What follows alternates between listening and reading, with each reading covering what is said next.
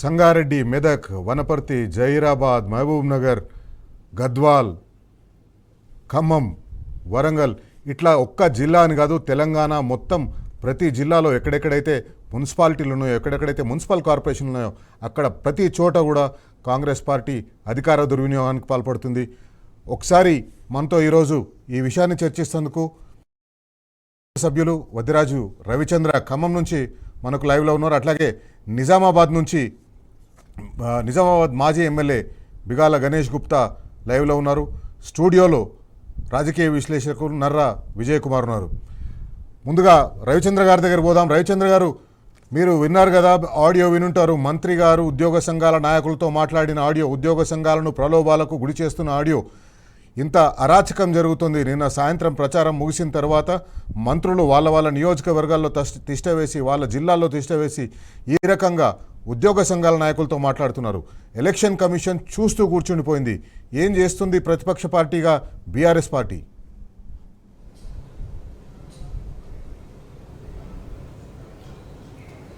నమస్కారం అండి. ముందుగా టీవీ న్యూస్ ద్వారా ఇప్పుడు వస్తున్నటువంటి లైవ్ టెలికాస్ట్ని చూస్తున్నటువంటి ప్రేక్షకులకు అందరికీ కూడా నమస్కారం. ఈరోజు మధ్యాహ్నం బీఆర్ఎస్ పార్టీలో జిల్లా పార్టీ ఆఫీస్లో మా తాత మధుగారు జిల్లా అధ్యక్షులు గారు ఆ వీడియోని తీసుకొచ్చి లైవ్లో చూపించడం జరిగింది. అది ఒక్కటే కాకుండా ఇంకా అనేకమైన ప్రోగ్రామ్స్ ఇబ్బంది పెడుతున్నారు. ఎక్కడ ఎలక్షన్ జరిగినా కూడా రాష్ట్రం మొత్తం కూడా ఇది ఒకటి ఉద్యోగస్తులు డైరెక్ట్గా కూడా చేసిన, ఉద్యోగ సంఘాల వాళ్ళు డైరెక్ట్గా చేసిన దాంట్లో లైవ్లో దొరికినటువంటి సంఘటన కాకుండా ఎక్కడికక్కడ రాష్ట్రంలో పోలీసులు బాగా ఉపయోగించి ఇబ్బంది పెట్టారు.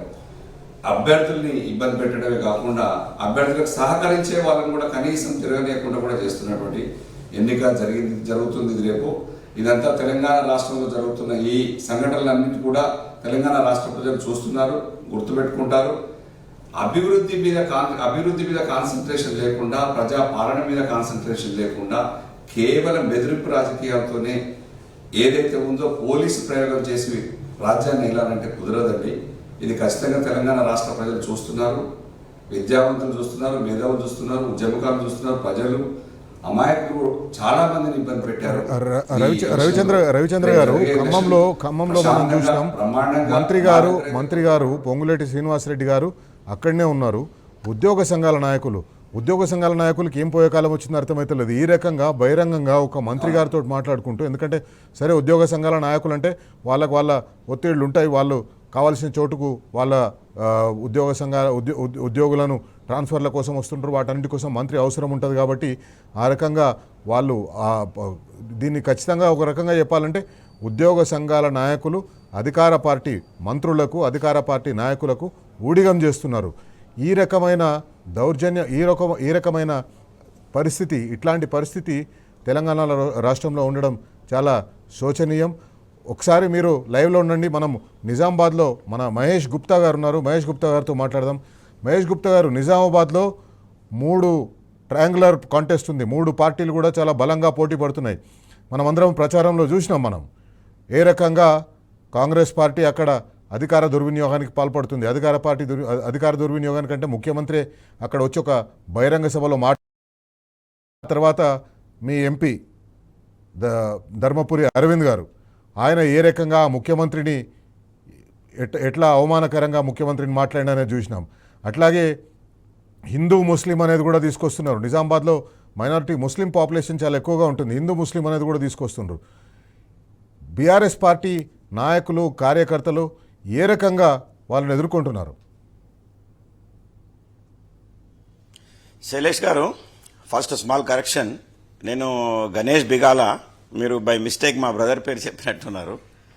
సో అది ఒక చిన్న కరెక్షన్.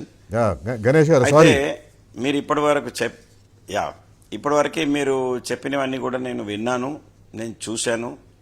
బరిదెగించినటువంటి రాష్ట్ర ప్రభుత్వం, బరిదెగించినటువంటి మరి ఇప్పుడు కాన్ఫరెన్స్ కాల్లో మాట్లాడినటువంటి ఆఫీసర్స్, ఈ కాంగ్రెస్ ప్రభుత్వం అధికారంలోకి వచ్చిన తర్వాత మన జూబ్లీహిల్స్ ఎన్నికలు జరిగినాయి. జూబ్లీహిల్స్ ఎన్నికల్లో మేమందరం ఒక్కొక్క డివిజన్లో మేము పనిచేసినాం. ప్రత్యేకంగా మేము షేక్పేట్ డివిజన్లో పనిచేసినాం. ఒక్కొక్క డివిజన్కి ఇద్దరిద్దరు మంత్రుల చొప్పున కాంగ్రెస్ పార్టీ నియమించింది గెలుపు కోసం.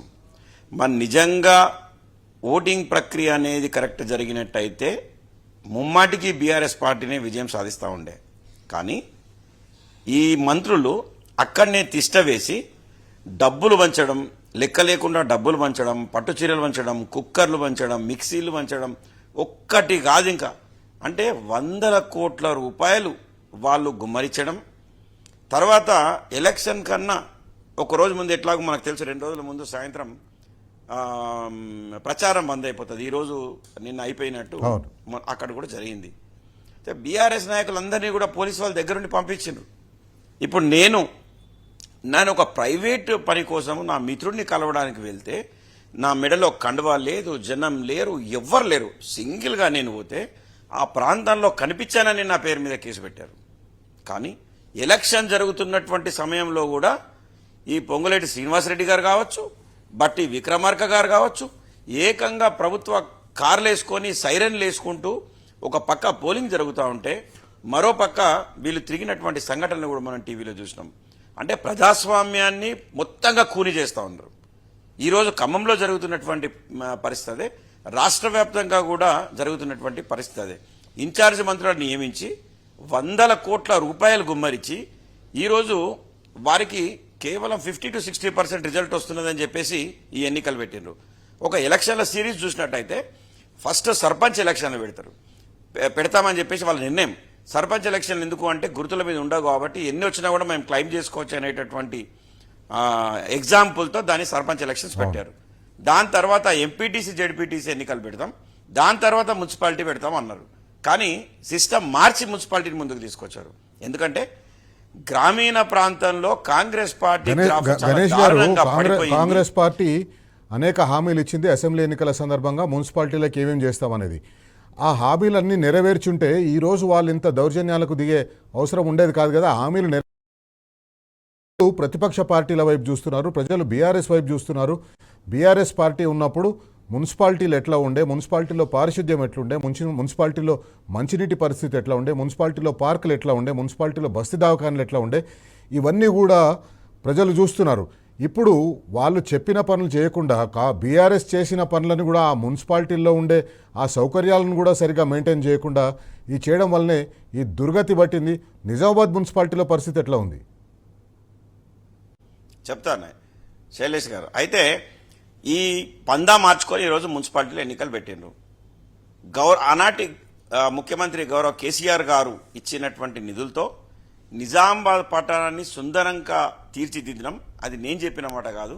అది కేసీఆర్ గారు నిజామాబాద్ పర్యటనకు వచ్చినప్పుడు చూసి నచ్చి 100 కోట్ల రూపాయలు మళ్ళీ ఫండ్ ఇచ్చిండు, ఇంకా మంచి పని చేసుకోండి అని. కేటీఆర్ గారు కూడా నిజామాబాద్ పర్యటనలో భాగంగా వచ్చినప్పుడు నన్ను అడిగిండు, మున్సిపల్ శాఖ మంత్రిగా ఉన్నారు వారు, మీరు ఏ డిమాండ్ పెట్టొద్దు నా ముందు, పరిస్థితి చూసి మేమే చెప్తాం ఇచ్చేది ఉంటే అని చెప్పారు. నేనేం అడగలేదు. కానీ వారు ఇనాగ్రేషన్ చేసిన తర్వాత ప్రతి ఒక్క దాన్ని కీర్తించి 60 కోట్ల రూపాయలు ప్రతి డివిజన్కి ఇస్తామని చెప్పేసి వారు ప్రకటించి పోయినటువంటి సంఘటన కూడా మేము చూసినాం. ఏ మున్సిపాలిటీలో అయినా ఒక గ్రామీణ వ్యవస్థలో కూడా శానిటేషన్ అనేటటువంటి పద్ధతి లేకున్నా అది మన ముఖ్యమంత్రి గారే కేసీఆర్ గారే భారతదేశంలో ఎక్కడ లేనటువంటి శానిటేషన్ సిస్టాన్ని ఈ మున్సిపాలిటీలోనే కాకుండా గ్రామీణ వ్యవస్థ కూడా తీసుకుపోయినటువంటి గొప్ప వ్యక్తి. ఇంకా మున్సిపాలిటీలో చూస్తే కామన్గా ఎక్కడైనా శానిటేషన్ సిస్టమ్ కావచ్చు, డంప్ యార్డ్లు కావచ్చు, తాగునీరు వ్యవస్థ కావచ్చు, 24 గంటల కరెంట్ అయితే రాష్ట్ర వ్యాప్తంగా ఇచ్చారు. ఇవన్నీ కూడా మరి వీధి దీపాలు కావచ్చు, సెంటర్ మీడియాలు కావచ్చు, ఒక మండల కేంద్రాలతో పాటు చిన్న చిన్న మున్సిపాలిటీల్లో ప్రధాన నగరాల్లో అన్నిట్లో కూడా సెంటర్ మీడియాలు, సెంటర్ లైటింగ్లు, చెట్లు, ఓపెన్ జిమ్లు, పార్కులు ప్రతి మున్సిపాలిటీలో దాదాపుగా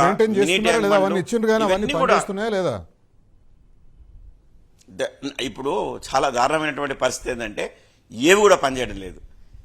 నిజామాబాద్ పట్టణమే నేను ఉదాహరణ చెప్తా ఉన్నా. ఐటీ హబ్ కడితే ఐటీ హబ్ అంధకారం అయిపోయింది. 25 కంపెనీలు మేము అక్కడ అమెరికా నుంచి పోయి తీసుకొని వస్తే ఈరోజు 25 కిలోమీటర్ల సెంటర్ మీడియాని పెడితే 2 కిలోమీటర్లు కూడా కంటిన్యూగా లైట్లు వచ్చేటటువంటి పరిస్థితి లేదు. మేము అన్ని చెట్లు పెడితే కూడా చెట్లన్నీ ఎండిపోయినటువంటి పరిస్థితి. మినీ ట్యాంక్ బండ్ కేటీఆర్ గారు ఆనాటి మున్సిపల్ శాఖ మంత్రి the best mini tank bund of one of the best municipal ఇవన్నీ ప్రజలు చూస్తూనే ఉన్నారు, ప్రజలకు కంటి ముందు కనిపిస్తూనే ఉన్నాయి. ఇవన్నీ ఓటు రూపంగా రేపు రిఫ్లెక్ట్ కావాలి. ప్రలోభాలు అంత భారీ ఎత్తున నడుస్తున్నాయి కాబట్టి ఓటర్లకు స్వేచ్ఛ లేకపోవచ్చు ఓట్లు వేస్తుంది, కానీ ఖచ్చితంగా ఇవి బ్యాలెట్ రూపంలో రిఫ్లెక్ట్ కావాలి. రేపు తెలంగాణలో ఉన్న మున్సిపాలిటీలో గెలవడం కోసం అధికారంలో ఉండి ఇచ్చిన వాగ్దానాలు నెరవేర్చకుండా ఓటర్లను ప్రలోభాలకు గురిచేసి ప్రతిపక్ష పార్టీ నాయకుల్ని భయాందోళనలకు గురిచేసి ఈ రకంగా మీరు గెలవాలనుకోవడం ఎంతవరకు కరెక్ట్? బరాబర్ అడుగుదాం. మనతో ఖమ్మం నుంచి రాజ్యసభ ఎంపీ రవిచంద్ర గారు ఉన్నారు. రవిచంద్ర గారు, ఖమ్మం పట్టణం ఖమ్మం పట్టణంలో ఎన్నికలు జరుగుతలేవని ఖమ్మం జిల్లాలో మున్సిపాలిటీలు చాలా కీలకమైన మున్సిపాలిటీలు ఉన్నాయి. అక్కడ కూడా ఈ రకంగా ప్రలోభాలకు, ఈ రకంగా భయభ్రాంతులకు గురి చేసే కార్యక్రమం మనం చూస్తూ వస్తున్నాం. అసలు అభివృద్ధి గురించి ఎందుకు మాట్లాడలేదు? మీ జిల్లా నుంచి 3 మంత్రులు ఉన్నారు, ఖమ్మం జిల్లా నుంచి 3 మంత్రులు ఉన్నారు. 3 కూడా నంబర్ 2, 3, 4 అని చెప్పుకుంటారు. కీలకమైన మంత్రులు, వ్యవసాయ శాఖ మంత్రి, రెవెన్యూ శాఖ మంత్రి, ఆర్థిక శాఖ మంత్రి, విద్యుత్ శాఖ మంత్రి, దాదాపు రాష్ట్రంలో ఉండే కీలకమైన శాఖలు ఉన్న మంత్రులంతా ఖమ్మం జిల్లాలో ఉన్నారు. ఖమ్మం జిల్లాలో వారు చేసిన అభివృద్ధి చూపించి ఓట్లు అడగకుండా ఈ రకంగా బెదిరించి ఓట్లు అడగడం ఎంతవరకు కరెక్ట్ అంటారు?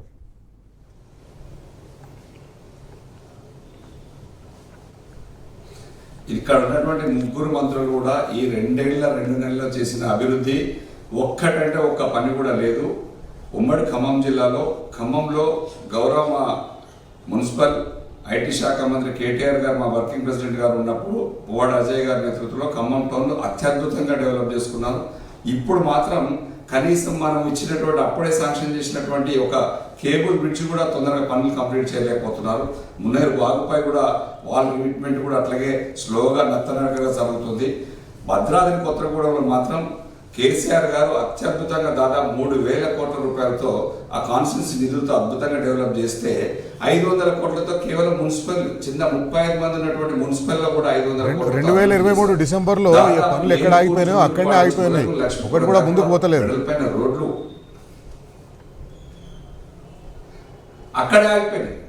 అక్కడే ఆగిపోయినవి ఉన్నాయి. వాళ్ళు మనం చేసిన పనులను రిబ్బన్ కట్ చేసుడు, కత్తెర పెట్టుకుని కట్ చేసుడు తప్ప ఒక్క ప్రాజెక్ట్ కానీ, ఒక్క రోడ్లు కానీ, ఒక కొత్త పథకాలు కానీ, సంక్షేమం కానీ ఎలాంటి డెవలప్మెంట్ లేదని అక్కడే ఆగిపోయినాయి. కావాలి 3 మంత్రులు ఇక్కడ ఉండి ఎంత అభివృద్ధి చేయాలి, ఎట్లా తీసుకురావాలి, దాన్ని అన్ని పక్కన పెట్టేసి రాజకీయం ఎంతసేపటికి వాళ్ళకు ఏం చేస్తే వస్తుంది, వాళ్ళకి ఇన్కమ్ సోర్స్, వాళ్ళ దాని మీద తప్ప, వాళ్ళ ఆదాయం వనరులు తప్ప ప్రజలకు చేసే సంక్షేమం మీద మాత్రం ఎలాంటి ఆలోచన లేదు. ఇప్పుడు జరుగుతున్న ఎన్నిక మాత్రం ఖచ్చితంగా బెదిరిస్తున్నారు తప్ప మేము చేసిన పని ఇది అని చెప్పుకోవడానికి ఒక్క పని కూడా లేదు. ఉమ్మడి ఖమ్మం జిల్లాలో ఇప్పుడు దాదాపు 7 మున్సిపాలిటీలు, ఒక కార్పొరేషన్లో జరుగుతున్నటువంటి ఎన్నిక ప్రతిష్టాత్మకంగా కొత్తగూడెం తీసుకున్నాము. కొత్తగూడెంలో వనమా వెంకటేశ్వరరావు గారి నేతృత్వంలో కేసీఆర్ గారు, కేటీఆర్ గారు అద్భుతంగా డెవలప్ చేశారు. ఆ అద్భుతమైన డెవలప్మెంట్ తప్ప ఇప్పుడున్న మంత్రులు చేసిన ఒక్కటంటే ఒక పని చెప్పుకుంటానికి లేదు. కానీ వచ్చి బెదిరించడం, అభ్యర్థులు బెదిరించడం, ప్రక్కన ఉన్న వాళ్ళ కార్యకర్తల్ని బాగా ఇబ్బంది పెట్టడం తప్ప వాళ్ళు చేసిన పని లేదు. ఈ జిల్లాలో 3 మంత్రులు కూడా చేసింది శూన్యమని. రవిచంద్ర గారు, మీరు లైన్లో ఉండండి. గణేష్ గారు, మీ దగ్గరికి వచ్చే ముందు ఒకసారి మన దగ్గర స్టూడియోలో నర్రా విజయ్ కుమార్ ఉన్నారు. విజయ్ కుమార్ గారు, ఇప్పుడు ఎలక్షన్ కమిషన్ అనేది ఒకటి ఉంటుంది. ఎలక్షన్ కమిషన్, రాష్ట్ర పోలీస్ యంత్రాంగం మొత్తం ఎలక్షన్ కమిషన్ కంట్రోల్లో ఉంటుంది. ఇప్పుడు పోలీసులందరినీ కంట్రోల్ చేయవలసింది, మంత్రులైనా ఎవరైనా కూడా సమానంగా చూడవలసిందే. ఎలక్షన్ కమిషన్ ఎందుకు ఇంత నిర్లక్ష్యంగా వ్యవహరిస్తుంది? ఎలక్షన్ కమిషన్ చర్యలు ఎందుకు తీసుకుంటలేదు? రాష్ట్రంలో ఎలక్షన్ కమిషన్ పూర్తిగా ఒక అధికార పార్టీ వైపు మారిపోయింది. వ్యవస్థను పూర్తిగా సర్వనాశనం చేసేటువంటి దృక్పథంతో ఈ పరిపాలన కొనసాగుతున్నది. అందులో భాగంగానే ఎలక్షన్ కమిషను యాక్షన్ తీసుకోవాల్సినటువంటి అవసరం ఉండగానే మంత్రులు కావచ్చు, ఎమ్మెల్యేలు కావచ్చు, బహిరంగంగా డబ్బులు పంచుతున్నటువంటి అంశము, ఇంకో రకమైనటువంటి ప్రలోభాలు పెట్టేటువంటి అంశము, ఉద్యోగులతో మాట్లాడి ఓట్లు ఎట్లా రాబట్టుకోవాలనే అంశాలు ఇంత నగ్నంగా కనిపిస్తున్నప్పటికీ, బహిరంగంగా కనిపిస్తున్నప్పటికీ ఎలక్షన్ కమిషన్ పోలీసులకు ఆదేశాలు ఇవ్వట్లేదు. చూస్తున్నటువంటి పోలీసులు కూడా ఇంకా అధికార పార్టీకి అనుకూలంగానే మాట్లాడుతున్నటువంటి చర్యలు వాళ్ళకు అనుకూలంగానే చర్యలు తీసుకుంటున్నారు తప్ప ఒక ప్రజాస్వామ్యాన్ని, ఒక ప్రజాస్వామ్య స్పిరిట్ని కాపాడదామనే ఇంటెన్షను ఈ పోలీసులకు, అధికారులకు, ఎలక్షన్ కమిషను లేదు. అదేవిధంగా ఇప్పుడు ఉన్నటువంటి అధికార పార్టీ కూడా ఏం చేసిందంటే, ఇప్పుడు రాష్ట్రంలో జరుగుతున్నటువంటి మున్సిపల్ ఎలక్షన్లు ఎప్పుడు ఉమ్మడి ఆంధ్రప్రదేశ్ కావచ్చు, ఇప్పుడు కావచ్చు, చూడనటువంటి ఒక అప్రజాస్వామికం, అరాచకం, భయోత్పాతం, ఒక ఉన్మాద తరాలో ఈ ఎలక్షన్లను క్యాప్చర్ చేసేసుకోవాలనే ఈ ఎలక్షన్ నిర్వహిస్తున్నది ప్రభుత్వం కూడా. ఎగ్జాంపుల్ ఇంకా వీళ్ళు బీజేపీకి మార్గదర్శకం నిలుస్తున్నారు. రోజు మోడీని దేశవ్యాప్తంగా రాహుల్ గాంధీ విమర్శిస్తున్న ఎలక్షన్స్ మొత్తం మ్యానిపులేషన్ చేస్తున్నటువంటి అంశం చెప్తున్నటువంటి నేపథ్యంలో ఇక్కడ వాళ్ళు నెక్స్ట్ లెవెల్లో మోడీకి ఒక ఆదర్శం చూపిస్తున్నారు. ఈ రకంగా చేసుకోవచ్చు, ఈ రకంగా మొత్తం మేము బ్యాలెట్ బాక్సులు పెట్టినా, బ్యాలెట్ పేపర్లు రేపు భవిష్యత్తులో వచ్చిన ఈ రకమైనటువంటి ఎలక్షన్ కమిషన్ని, పోలీస్ని, అదేవిధంగా బహిరంగంగా మన జూబ్లీహిల్స్ ఎలక్షన్ అయితే బహిరంగంగా డబ్బులు పంచినటువంటి సిస్టమ్ కూడా కనిపించింది. ఆ రకమైనటువంటి వాతావరణంతో గెలవచ్చు అనేది కూడా ఇక్కడ ఉన్నటువంటి ముఖ్యమంత్రి బీజేపీకి నేర్పిస్తున్నట్టు కనిపిస్తుంది. ఈ రకమైనటువంటి ఇంకోటి ఈరోజు పార్లమెంట్లో కేంద్ర మంత్రి కూడా లేవనెత్తిండు ఎలక్షన్స్ ఈ రకంగా జరుగుతున్నాయి అనేటువంటి అంశము.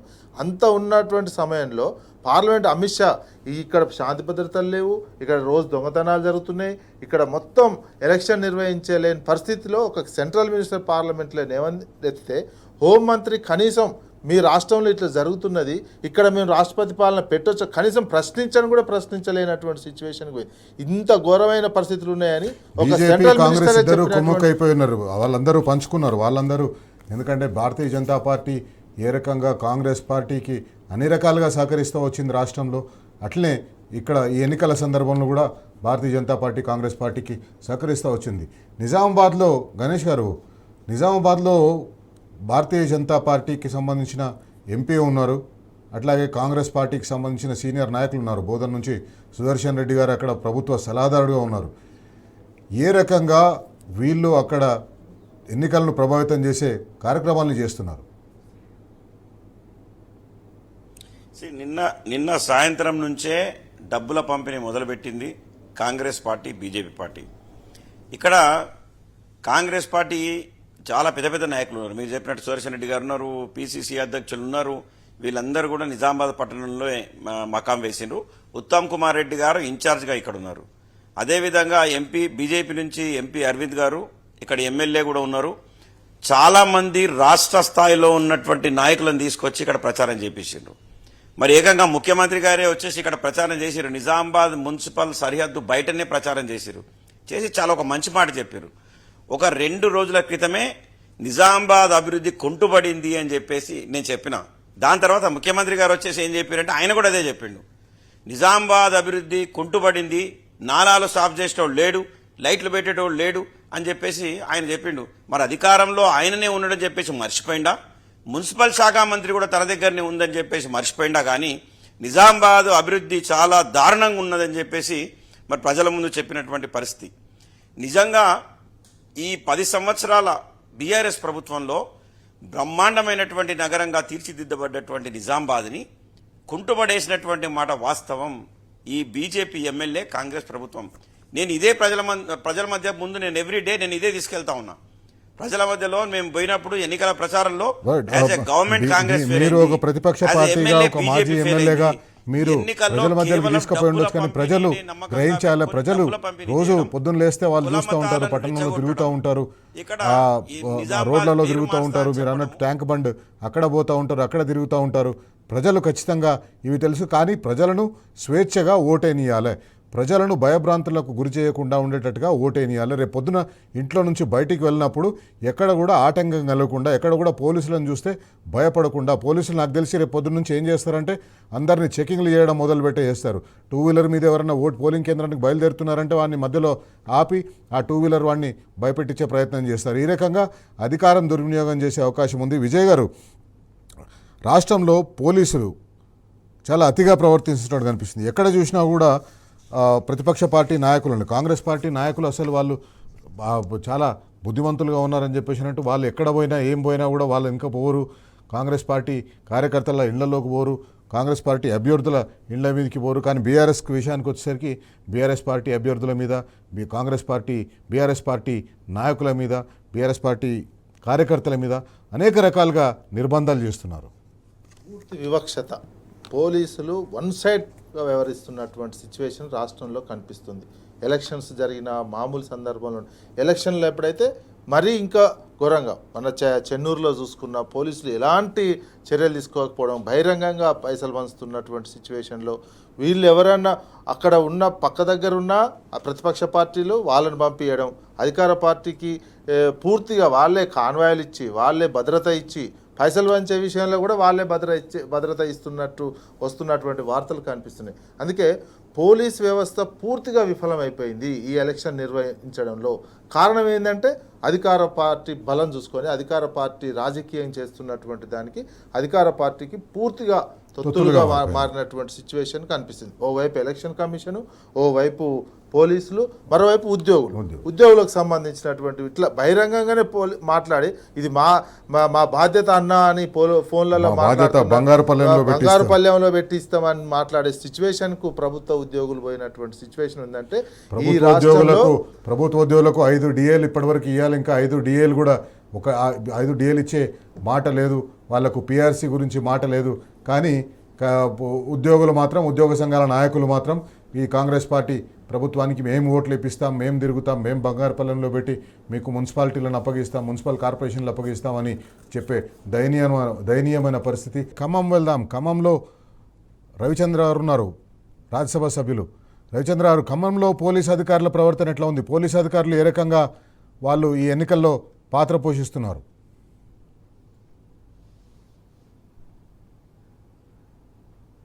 చాలా ఇబ్బంది పెడుతున్నారండి. మన పార్టీ అభ్యర్థులను ఇబ్బంది పెడుతున్నారు, వాళ్ళకి సహకరించే వాళ్ళని ఇబ్బంది పెడుతున్నారు. మనం ఏమాత్రం పని చేసుకోకుండా బెదిరింపులకు దిగుతున్నారు, మాట్లాడితే కేసులు పెడతా అంటున్నారు. ఎవరినైనా వ్యాపారస్తులను కూడా ఇబ్బంది పెట్టేసి మీరు మేము చెప్పినట్టు వినకపోతే బాగుండదని చెప్పేసి ఇల్లందులోనైతే రాత్రి 1 గంట కూడా అక్కడికి వచ్చేసి అభ్యర్థులను వాళ్ళకి సహకరించే వాళ్ళకి తీసుకుపోయి రాత్రి 1 కూడా తీసుకుపోయి తెల్లారి దాకా కూడా వదిలిపెట్టట్లేదు. మీరు విత్డ్రా చేసుకోవాలి, వాళ్ళకి సపోర్ట్ చేయొద్దని చెప్పేసి ఒక్కో దిక్కున బెదిరించడాలు ఇవి ఖచ్చితంగా కూడా జరుగుతున్నాయండి. ఇల్లందులో జరుగుతున్నాయి, వైరాలో కూడా అట్లాగే జరిగింది. ఎక్కడికక్కడ పోలీసులు నమ్ముకొని వాళ్ళు గెలిపించుకోవాలనేది వాళ్ళ మీద పెట్టినట్టుగా బాధ్యత. వాళ్ళేమో దగ్గరుండి వాళ్ళ మనీని పంచిచ్చే ఏర్పాటు, వాళ్ళ డబ్బును పంచిస్తున్నారు. మనల్ని మాత్రం మనుషుల్ని ఎవరిని కూడా కదలకుండా ఇబ్బంది పెడుతున్నారు. అయినప్పటికీ కూడా మన కార్యకర్తలు మొక్కవోని ధైర్యంతో ఖచ్చితంగా పోరాటం చేస్తున్నారు. కానీ ఎంత పోరాటం చేసినా రవిచంద్ర గారు, రేపు ఉదయం పోలింగ్ బూత్లకు ఓటర్లు బయలుదేరినప్పుడు, ఓట్లేస్తేందుకు పోలింగ్ బూత్లకు ఓటర్లు బయలుదేరినప్పుడు ఈ రకంగా పోలీసుల ప్రవర్తన ఉంటే ఓటర్లు భయభ్రాంతులకు గురై బయటికి వచ్చే అవకాశం కూడా ఉండదు, ఓట్లేస్తేందుకు కూడా వచ్చే అవకాశం ఉండదు, పోలింగ్ శాతం తగ్గే అవకాశం ఉంటుంది. ఎందుకంటే సామాన్య ప్రజలు ఎవరు కూడా ఇంత కష్టపడి పోయి ఓటేయాలన్నా అని ఆలోచించే పరిస్థితి వస్తుంది.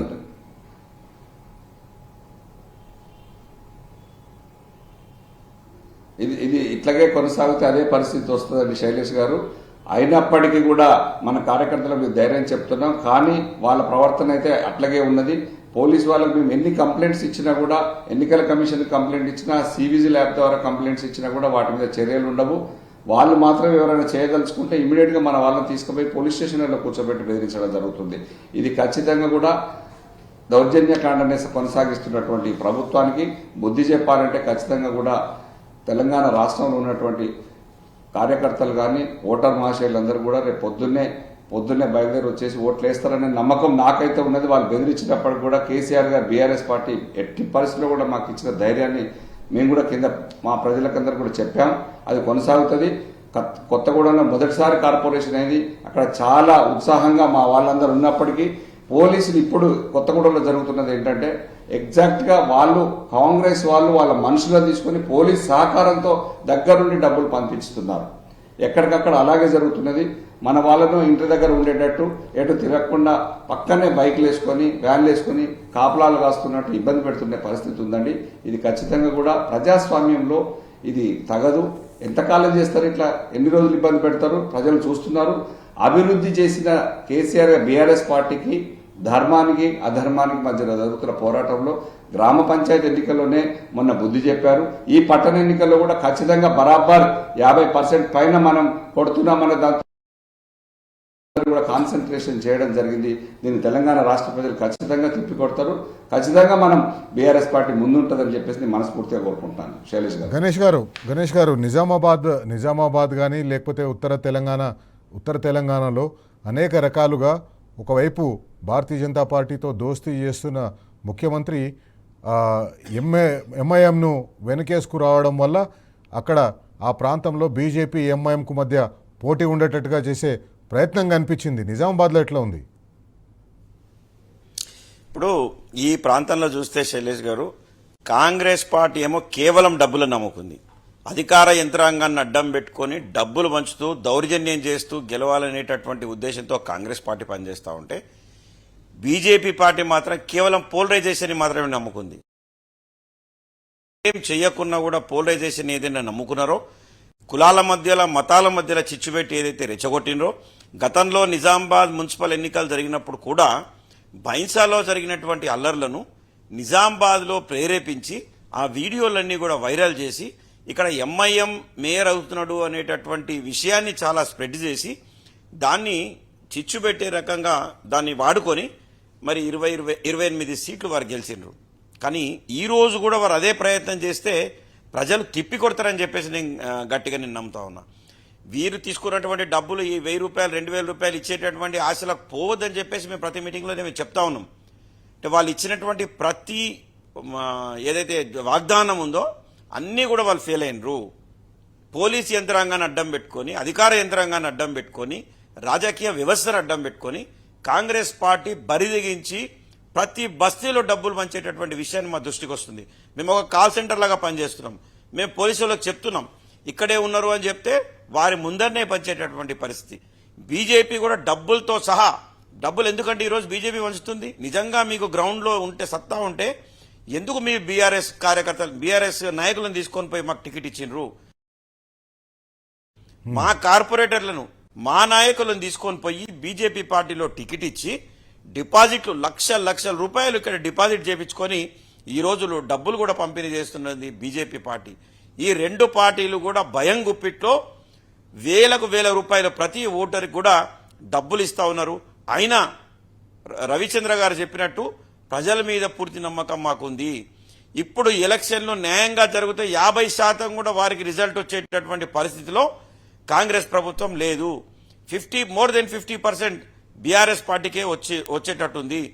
వాళ్ళ సర్వేలు చూసుకొని భయపడి 100 కోట్ల రూపాయలు ఈరోజు అన్ని మున్సిపాలిటీలో కూడా పంపించి పరువు కాపాడుకునేటటువంటి ప్రయత్నంలో కాంగ్రెస్ పార్టీ ఉంది. ఖచ్చితంగా ఇంకా ప్రజలను రెచ్చగొట్టి ముసళ్ళ పండుగ రేపు పోలింగ్ అయిపోయిన తర్వాత మీకు పని చాలా ఉంటుంది. రేపు పోలింగ్ అయిపోయిన తర్వాత ఆ బ్యాలెట్ బాక్స్లను జాగ్రత్తగా చూసుకోవడం, ఆ బ్యాలెట్ బాక్సులు మాయం కాకుండా, లేకపోతే ఏదైనా ముందే బ్యాలెట్ పేపర్లు ఎక్కడి నుంచి అయినా సంపాదించేసి, ఎందుకంటే ఆ బ్యాలెట్ పేపర్లు సంపాదించడం పెద్ద పనిగా ఇంతకుముందు అనేక సందర్భాల్లో మనం చూసినాం. పంచాయతీ ఎన్నికల్లో చూసినాం, బ్యాలెట్ పేపర్లు మురికి కాలువల్లో దొరికినాయి. ఇట్లా ఈ రకంగా బ్యాలెట్ పేపర్లను తీసుకొని వచ్చేసి ఆ బ్యాలెట్ బాక్సుల్లో ఏదో ఒక రకంగా ఓట్లు వేసేసి గెలిచే ప్రయత్నం చేయొచ్చు. చాలా ఇంకా మీకు 28 గంటలు 48 గంటలు కౌంటింగ్ అయ్యేంత వరకు కూడా మీరు రేపు పోలింగ్ అయిన తర్వాత కౌంటింగ్ అయ్యేంత వరకు కూడా అప్రమత్తంగా ఉండాల్సిన పరిస్థితి. విజయ్ గారు, ఈ రకంగా బీజేపీ కానీ కాంగ్రెస్ కానీ వాళ్ళు ఢిల్లీ నుంచి మున్సిపాలిటీల కోసం ఏం చేసినరో చెప్పారు. కాంగ్రెస్ పార్టీ 2 ఏళ్ళు అధికారంలో ఉండి ఏం చేసినో చెప్పారు. మొన్న నిజామాబాద్లో గణేష్ గారు చెప్తున్నట్టుగా నిజామాబాద్లో ముఖ్యమంత్రి గారు మాట్లాడుకుంటూ మోరీలలో చెత్త తీస్తలేరు, నీళ్ళు వస్తలేవు, రోడ్లు ఇస్తలేరు అని చెప్పేసి అని. ఈ పనులన్నీ చేయవలసింది రాష్ట్ర ప్రభుత్వం కదా, రాష్ట్ర ప్రభుత్వం దగ్గర ఉన్న నిధులతోటి కదా చేయవలసింది. అది దానికి కూడా కేంద్ర ప్రభుత్వం నిధులు ఇవ్వాలన్నట్టు ముఖ్యమంత్రి మాట్లాడుతున్నాడు. రాజకీయంగా ఎలక్షన్లో ఏ రకంగా లాభం పొందాలి, ఏ రకమైనటువంటి మాటలు మాట్లాడితే, బూతులు మాట్లాడితే ఈ డెవలప్మెంట్ ఇష్యూస్ని పక్క ముఖ్యమంత్రి గారు తెలివిగా ఫస్ట్ స్టార్టింగ్ బూతులతో స్టార్ట్ చేశారు. తర్వాత కులాన్ని తీసుకొచ్చారు. ఆఖరికి వచ్చేసరికి కులం మతం, ఒక కాంగ్రెస్ పార్టీ ఏమో కులము, బీజేపీ ఏమో మతం తీసుకొచ్చింది. ఈ డెవలప్మెంట్కి సంబంధించి మున్సిపాలిటీలకు సంబంధించిన నిధులు పక్కదారి పెట్టిపోయింది. యాక్చువల్గా తెలంగాణ వచ్చిన కొత్తలు ఇన్ని మున్సిపాలిటీలు కూడా లేవు. తెలంగాణ వచ్చిన తర్వాత అనేక మున్సిపాలిటీలు ఏర్పాటు చేసుకొని ఒక ప్రణాళికతోటి 10 సంవత్సరాల్లో గ్రోత్ బాగా జరిగింది.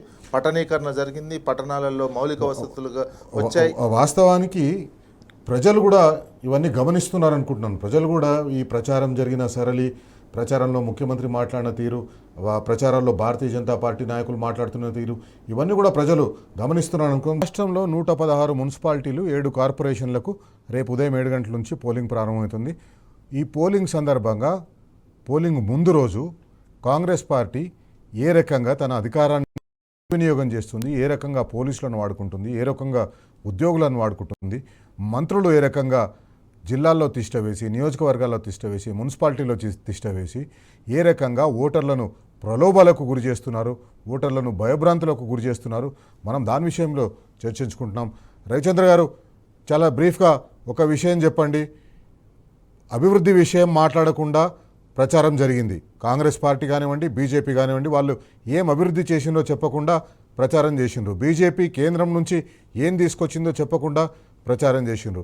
బీఆర్ఎస్ మాత్రం తాము 10 సంవత్సరాల్లో ఉన్నప్పుడు ఏం చేసినామో అని చెప్పి ప్రచారం చేసింది. ఆ చేసిన పనులన్నీ కూడా కళ్ళ ముందున్నాయి. ఏ పనులైతే 2023 డిసెంబర్ వరకు చేసిండ్రో ఆ ఆగిపోయిన పనులన్నీ కూడా ప్రజల కళ్ళ ముందున్నాయి. ఇవి చెప్పి ఓట్లు అడిగినరు. కాంగ్రెస్ పార్టీ ఎందుకు ధైర్యం చేయలేకపోయింది వాళ్ళు చేసిన పనులు చెప్పుకోవడానికి?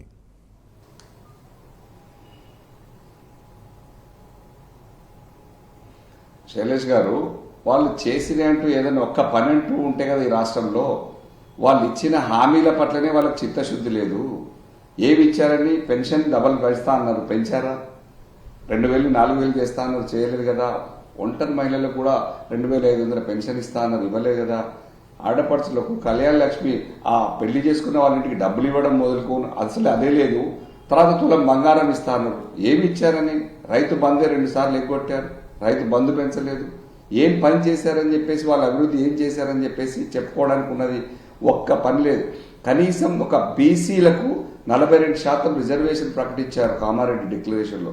ఆ సబ్జెక్టు మీదనైనా కనీసం శ్రద్ధ పెట్టి 100 మంది ఉన్నటువంటి పార్లమెంట్ మెంబర్లు మీ కాంగ్రెస్ పార్టీకి ఉంటే వెళ్ళి పార్లమెంట్లోనైనా ఒక బిల్లు పెట్టేసి అక్కడైనా ప్లాన్ చేసి చర్చ లేపడానికైనా, చర్చ చేయడానికన్నా కూడా ఏదైనా కనీసం ముందుకొచ్చారా?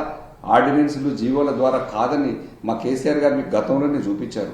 2014లో ఖచ్చితంగా మొదటి సెషన్లోనే 33% మహిళా రిజర్వేషన్, 33% బీసీల రిజర్వేషన్ బిల్లు కూడా పెట్టి మీకు చూపించారు కదా. అవన్నీ చూసి కూడా మరొక్కసారి మోసం చేశారు. మీ చేతులున్న మంత్రి పదవులు ఇవ్వరు. ఒక యాదవ్ మంత్రి లేడు, గిరిజనుల మంత్రి, లంబాడ మంత్రి లేడు, మున్నూరు కాపు లేరు, రజకులు లేరు.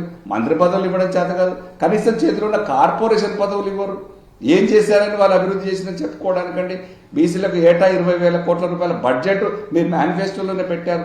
అవి ఎన్ని వేల కోట్లు ఖర్చు పెట్టారు? 2 ఏళ్లన్నర కావస్తుంది. ఏం చేసిందని అభివృద్ధి చేయడానికి, చేసిందని చెప్పుకోవడానికి ముందుకు వస్తారు. వాళ్ళు ఓట్లు అడగడానికి ఏ మాత్రం కూడా లేదు. మేము బాకీ కార్డుల ద్వారా, మా వర్కింగ్ ప్రెసిడెంట్ గారు సూచన మేరకు, కేసీఆర్ గారి సూచన మేరకు మేము బాకీ కార్డుల ద్వారా ప్రజల ముందు ఉంచాం. ఇన్ని వేల కోట్ల బాకీ ఉన్నారు, ఇది ఖచ్చితంగా చేసి తీరాలని చెప్పి చూపించాం. ఆ బాకీ కార్డుల ద్వారా కూడా ప్రజలు నిలదీయడానికి సిద్ధంగా ఉన్నారు. ముఖ్యంగా నేను బీసీల పట్ల 543 మంది పార్లమెంట్ మెంబర్లు లోక్సభలు ఉంటే, 245 మంది రాజ్యసభలు ఉంటే, మొట్టమొదటిసారిగా నేను కేసీఆర్ గారి సూచన మేరకు బీసీ ఒక ప్రైవేట్ మెంబర్ బిల్ 42% రిజర్వేషన్ మీద కూడా నేను బిల్ పెట్టడం జరిగింది. కనీసం ఈ సెషన్లోనైనా కాంగ్రెస్ వాళ్ళు కానీ, బీజేపీ వాళ్ళు కానీ కనీసం ఆ బిల్లునైనా ముందు తెచ్చి చర్చ తీసుకురావాలి కదా.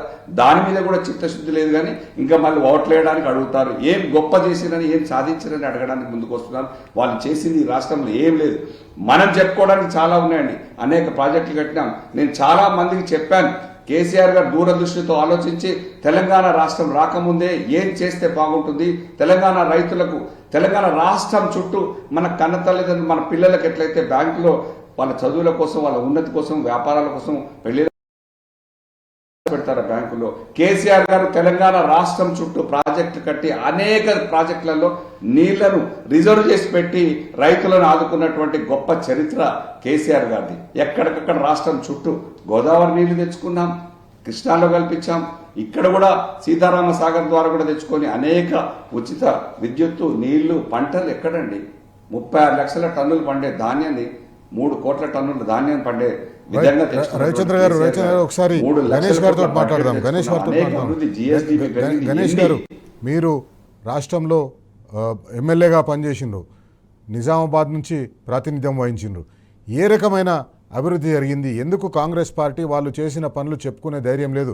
వాస్తవానికి చూస్తే వాళ్ళు ఏం పనులు చేయలేదు, కానీ అట్లీస్ట్ ఇంకొక 3 సంవత్సరాలు ఉంది. ఈ 3 సంవత్సరాలు మేము అధికారంలో ఉన్నాం కాబట్టి మేము గెలిస్తే ఫలానా పనులు చేస్తామని చెప్పేసి కూడా చెప్పలేదు ఎక్కడ కూడా ప్రచారంలో. ఇప్పుడు శైలేష్ గారు ఇంకా 3 సంవత్సరాలు లేదా, 2.5 సంవత్సరాలు మాత్రమే ఉంది. ఇప్పుడు మీరు ఏం చేసిరని ఇక్కడ నిజామాబాద్లో అడిగారు. మాది పాత జిల్లా అయినప్పటికి కూడా ఇంటిగ్రేటెడ్ కలెక్టరేట్ ఇక్కడ నిర్మాణం జరిగింది, ఐటీ హబ్ నిర్మాణం జరిగింది, కొత్త మున్సిపల్ బిల్డింగ్ కట్టాము, మినీ ట్యాంక్ బండ్ కట్టాము, ఇంటిగ్రేటెడ్ మార్కెట్స్ కట్టాము, ఒక బ్రహ్మాండమైనటువంటి 3 వైకుంఠ ధామాలు కట్టాము, 25 కిలోమీటర్ల centre median, underground drainage, mission Bhagiratha ద్వారా వాటర్ లైన్ తీసుకొచ్చినాం. అంటే 20 సంవత్సరాలు ఇంకా జనాభా పెరిగినా కూడా మా డ్రైనేజ్ ఫెసిలిటీ కానీ వాటర్ ఫెసిలిటీ కానీ క్రియేట్ చేసి పెట్టినాము. కళాభారతి కట్టినాము. మేము ఒకటే అడుగుతున్నాం, మీరు కొత్తగా వెలగబెట్టాల్సింది ఏం అవసరం లేదు. మీకేం మేము కూడా మీకు మిగిల్చలే. మేము పెట్టిన చెట్లకు నీళ్లు పోయండి, మేము పెట్టినటువంటి స్ట్రీట్ లైటింగ్ని కనీసం వెలుతురు ఉండేలాగా చూడండి అంటే అది కూడా చేత కావడం లేదు. కేసీఆర్ గారు ఇచ్చినటువంటి 100 కోట్లు మేము తెచ్చినామని చెప్పుకోవడము, కేటీఆర్ గారు ఇచ్చినటువంటి 60 కోట్లు మేము తెప్పించినామని చెప్పడము, ఇవి మాత్రమే పేపర్ స్టేట్మెంట్లకే పరిమితం అవుతున్నారు తప్ప మరొకటి కాదు. కానీ ఇవన్నీ ప్రజలకు తెలుసు. తన దగ్గర ఉన్నటువంటి ముఖ్యమంత్రి గారే దీని విషయంలో మాట్లాడారంటే ఆయనకున్న రిపోర్ట్ ఏంది? నిజామాబాద్ పట్ల ఒక మురికి గుంపంలా తయారైంది. మేము వేసినటువంటి రోడ్లలో గుంతలు పూల్చే నాయకుడు లేడు, మేము కట్టినటువంటి పెద్ద పెద్ద నాలాలలో డీసిల్టేషన్ చేసేటటువంటి వ్యవస్థ ఇక్కడ లేదు. కాబట్టే ఆ విషయాన్ని ముఖ్యమంత్రి గారికి చేరింది. నిజామాబాద్ తర్వాత వరంగల్ తర్వాత అతిపెద్ద మున్సిపల్ కార్పొరేషన్ అంటే నిజామాబాద్ తెలంగాణలో. అలాంటి మున్సిపాలిటీని మొత్తం గాలికి వదిలేసారు. ఇక్కడ కాంగ్రెస్ వాళ్ళు ఏమంటారు? మా ఎమ్మెల్యే లేడు, ఎమ్మెల్యే దగ్గరికి పోండి అంటాడు. ఎమ్మెల్యే ఏమంటాడు? మా ప్రభుత్వం లేదు, మీరు కాంగ్రెస్ నాయకుల దగ్గరికి పోండి అంటారు. ఈ ఇద్దరి మధ్యలో వ్యవస్థ అంతా కుంటుబడింది. ప్రజలందరూ చాలా కన్ఫ్యూజన్ లో ఉన్నారు. వాళ్ళు ఒక క్లారిటీకి వచ్చినట్టుగా మాకు కనిపిస్తా ఉంది. నిజమే, ప్రజలు చాలా మున్సిపాలిటీల్లో అయితే ప్రజల బతుకు దయనీయంగా అయిపోయింది. అక్కడ మంచినీళ్లు సరిగా వస్తలేవు, రోడ్లు సరిగా ఊడుస్తలేరు, స్ట్రీట్ లైట్లు సరిగా ఉండలేవు. మున్సిపాలిటీలో ఉండే వెటర్నరీ విభాగం వాళ్ళు వీధి కుక్కలు అనేక సంఘటనలు మనం చూసినాం. వీధి కుక్కలకు సంబంధించి వాటిని పట్టించుకునే వాళ్ళు లేరు. విజయ్ గారు, చివరిగా మీరు చెప్పండి, ఏ రకంగా కాంగ్రెస్ పార్టీ పర్ఫార్మెన్స్ ఉండబోతుందంటారు ఈ ఎలక్షన్స్లో? ఎలక్షన్లో పార్టీల గెలుపోవటంలో ఎట్లున్నా ఓట్ల చాలా కీలకంగా మారే అవకాశం ఉన్నాయి. ఓట్ల శాతమే చూసుకోవాలి. ఎందుకంటే రకరకాల ప్రలోభాలు చేస్తున్నటువంటి నేపథ్యంలో ఓటింగ్ పర్సెంటేజ్ ఎంత అయింది, ఏ పార్టీకి ఎట్లా ఓట్లు వస్తున్నాయి, ఎంతమంది వార్డు మెంబర్లు గెలిచారు అనే అంశాలే చాలా కీలకంగా మారబోతున్నాయి. రేపు భవిష్యత్ ఎలక్షన్లకు కూడా ఏమవుతుందంటే రేపు పోలింగ్ అయిపోగానే కాంగ్రెస్ పార్టీ వాళ్ళు ఏం చేస్తారంటే ప్రతిపక్ష పార్టీలో గెలిచే అవకాశం ఉన్న వాళ్ళు ఎవరు వాళ్ళందరినీ కూడా రేపటి నుంచే సాయంత్రానికి ఎత్తుకుపోయే ప్రయత్నం చేస్తారు. అందుకే ఓట్లు అనేవి చాలా కీలకంగా రేపు భవిష్యత్ ఎలక్షన్లకు ఓట్లో ఇది చాలా ప్రామాణికంగా మారబోతున్నది. ఇప్పుడు నెక్స్ట్ ఎలక్షన్ జరుగుతున్నటువంటి పార్టీల గుర్తుతో జరుగుతున్నటువంటి నేపథ్యంలో ఈ భయాలే అధికార పార్టీకి, అటు బీజేపీకి కావచ్చు, కాంగ్రెస్ అధికార పార్టీ, 2 అధికార పార్టీల కిందనే లెక్క తీసుకోవాల్సినటువంటి అవసరం తెలంగాణ కేంద్రంలో ఉన్నారు, ఇక్కడ రాష్ట్రంలో ఉన్నటువంటి. ఆ నేపథ్యంలోనే సౌత్ ఇండియాలో ఇంకొక ఇట్లాంటి ఒక తెలంగాణ ఉన్నటువంటి ఒక ఆత్మ ఉన్నటువంటి తెలంగాణ భావజాలం ఉన్నటువంటి పార్టీలకు అవకాశం రాకుండా చూసేటువంటి ప్రయత్నాలు 2 జాతీయ పార్టీలు చేస్తున్నటువంటి అంశాన్ని తెలంగాణ ప్రజలు గుర్తించాలి. అదేవిధంగా పక్క రాష్ట్రంలో ఉన్నటువంటి చంద్రబాబు నాయుడు కూడా ఈ రాష్ట్రంలో ఎప్పుడు రాజకీయ అస్థిరత ఉండాలనేది కోరుకుంటున్నటువంటి అంశాన్ని తెలంగాణ సమాజం. రైట్, థ్యాంక్ యూ విజయ్ గారు. రేపు తెలంగాణ పట్టణ ప్రాంత ఓటర్లు వాళ్ళ తీర్పుని బ్యాలెట్ బాక్సుల్లో వేస్తారు. కౌంటింగ్ శుక్రవారం రోజు ఉంటుంది. కౌంటింగ్ రోజు ఇవన్నీ బయటపడతాయి.